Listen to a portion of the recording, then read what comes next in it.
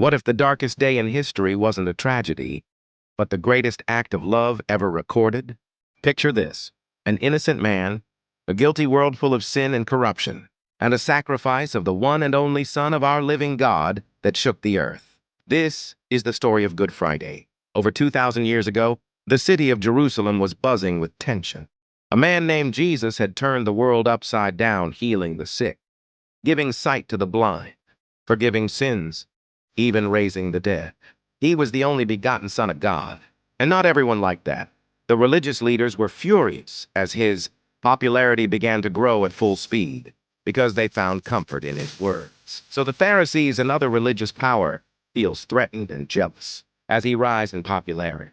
So in the shadows, they struck a deal with one of his disciples, Judas, who was a close friend of Jesus, by offering him 30 pieces of silver for his betrayal. Judas, out of greed, accepted the offer, and in the silence of the night, he led the soldiers along with the Pharisees to the garden, where Jesus was praying, and betrayed him with a kiss and handed him over. Jesus was arrested at night, dragged through an illegal trial, beaten, mocked, and spat on. Though he was innocent, he was sentenced to die by a Roman governor who did not found him guilty of any crimes.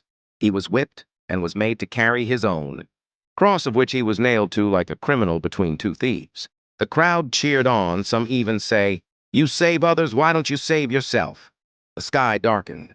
While on the cross, one of the thieves asked him to remember him, and Jesus said to him, "From this day you shall be with me in paradise." But here's the twist.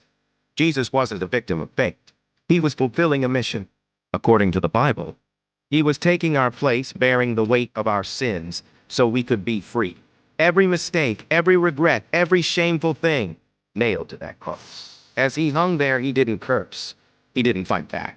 He said, "Father, forgive them, for they know not what they do."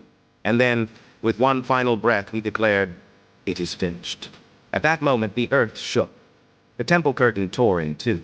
And for the first time in history, the way back to God was wide open. Good Friday isn't good because of what happened to Jesus. It's good because of what happened for us. The cross wasn't the end, it was the beginning. A story of sacrifice, love, and hope that still echoes today. If this moved you, don't scroll away, like, share, and subscribe for more stories that feed your soul. Someone you know needs to hear this.